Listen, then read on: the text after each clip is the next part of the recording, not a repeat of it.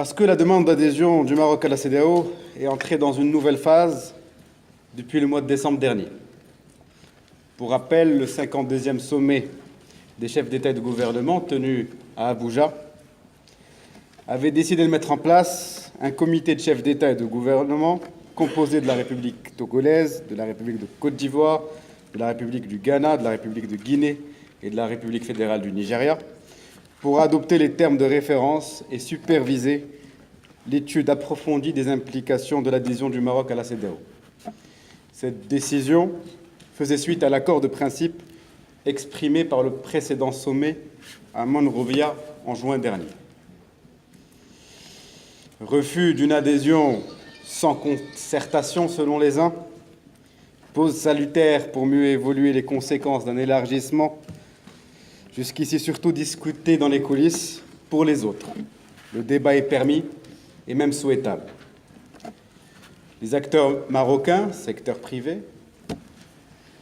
think tank, universitaires, doivent y répondre et prendre part à ce débat sans attendre d'être interpellés. Et c'est ce qu'on fait depuis notre arrivée ici à Dakar. C'est l'implication de toutes les bonnes volontés. C'est la seule démarche susceptible de répondre aux inquiétudes et aux interrogations légitimes, comme en tout pareil cas, qui se sont exprimées au sein des pays membres de la CEDEAO après la formalisation de la candidature marocaine.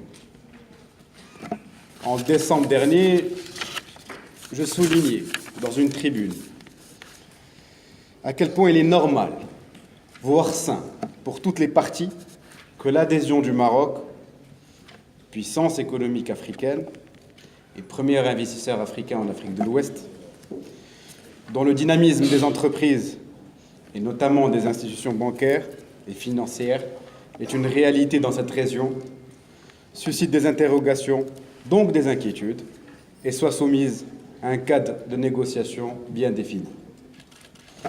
Les réserves exprimées par une variété d'acteurs étaient non seulement prévisibles, mais elles sont surtout légitimes si on écarte quelques raccourcis trop faciles ou expressions parfois blessantes, entendues ici ou là, mais je crois qu'on a réglé, Monsieur le ministre Dias, cette question tout à l'heure lors de nos différents échanges.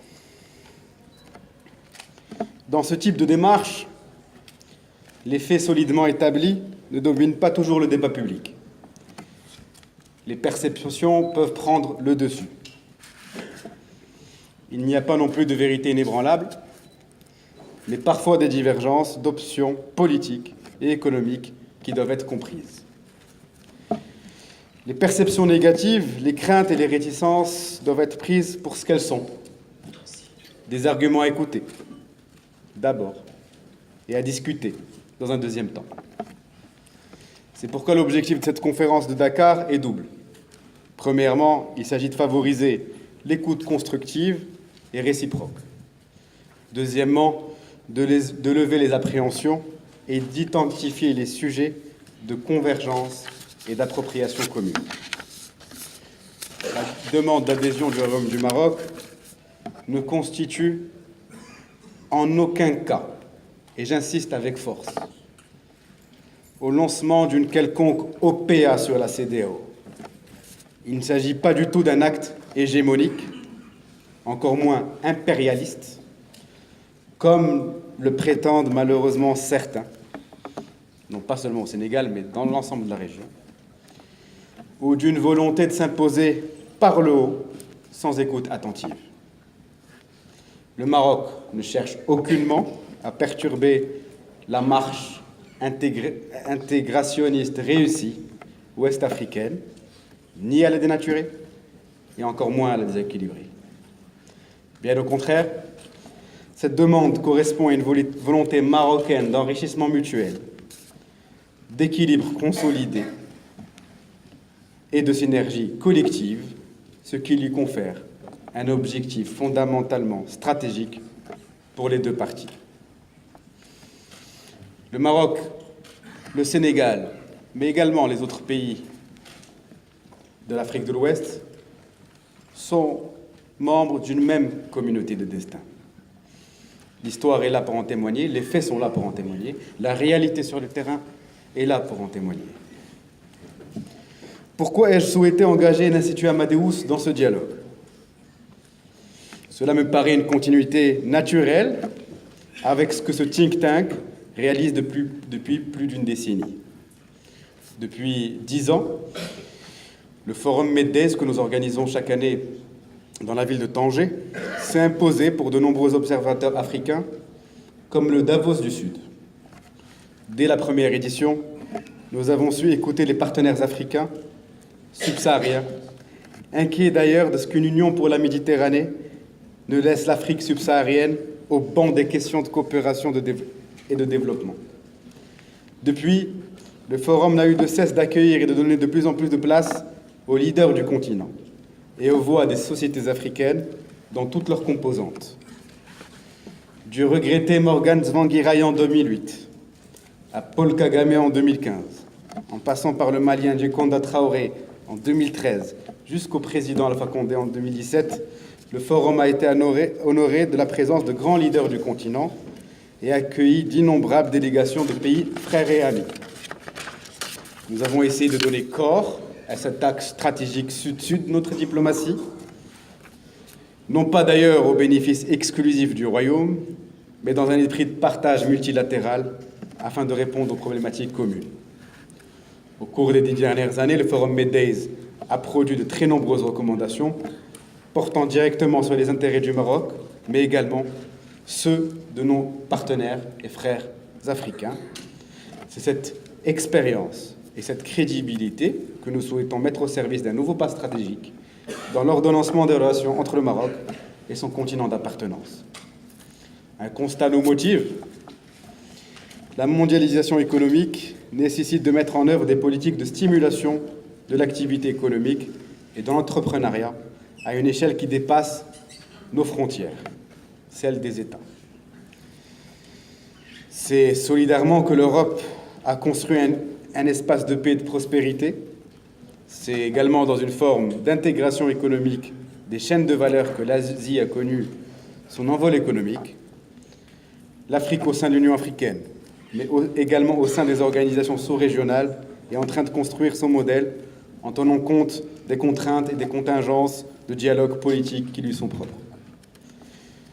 Depuis la réintégration en janvier 2017 du Maroc à l'Union africaine, sa famille institutionnelle, mais aussi avec la signature la semaine dernière à Kigali du projet de libre-échange africain, nos discussions convergeront nécessairement autour de la meilleure coopération possible pour soutenir nos modèles de développement.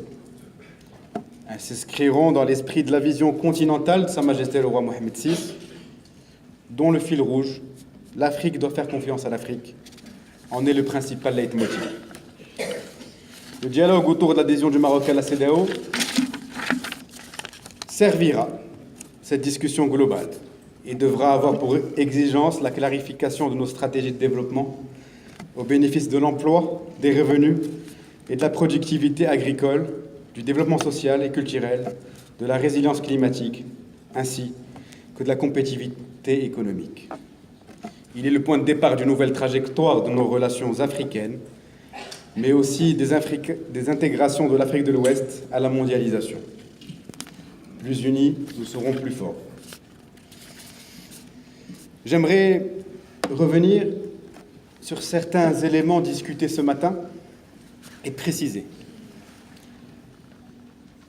Nous ne sommes pas les porte-parole de la diplomatie marocaine, nous sommes les représentants de la société civile, mais j'aimerais quand même indiquer et rappeler, par rapport à ce qui a été dit ce matin, que le Maroc n'est pas pressé. Le Maroc n'a pas entamé une course effrénée à l'adhésion au sein de la CEDEAO. Le Maroc est extrêmement admiratif du degré d'intégration extrêmement avancé de la CEDEAO. Le Maroc a tout à apprendre en termes d'intégration régionale, et c'est pour ça que nous sommes là. Et c'est pour ça que le Maroc souhaite aussi adhérer à la CEDEAO.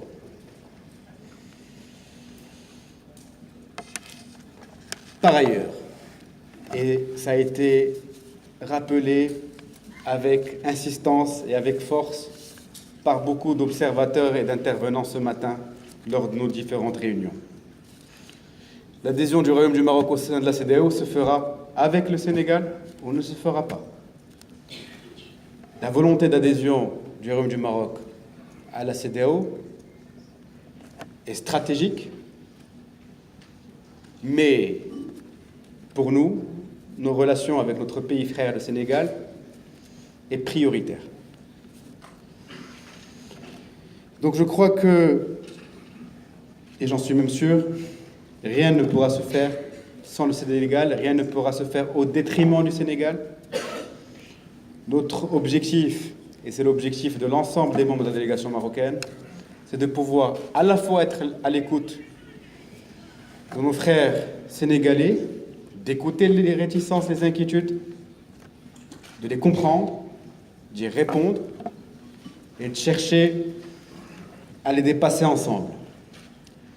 Nous avons fait ce matin le pari de l'intelligence collective.